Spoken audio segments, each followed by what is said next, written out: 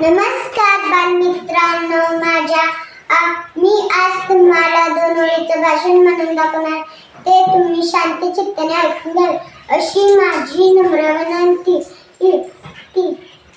अंधारच होता ज्यांच्या नशिबी, त्यांना प्रकाशाचे दान दिले.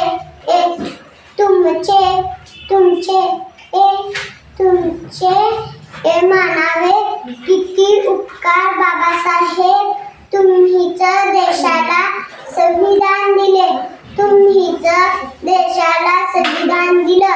करुणया जीवाचे रान दिला सर्वांना समतेचा मान. अशी भीमरावांची शान लिहिले त्यांनी भारताचे एक संविधान. तुम्हाला डॉक्टर बाबासाहेब म्हणून मी तुम्हाला कोटी कोटी प्रणाम करते.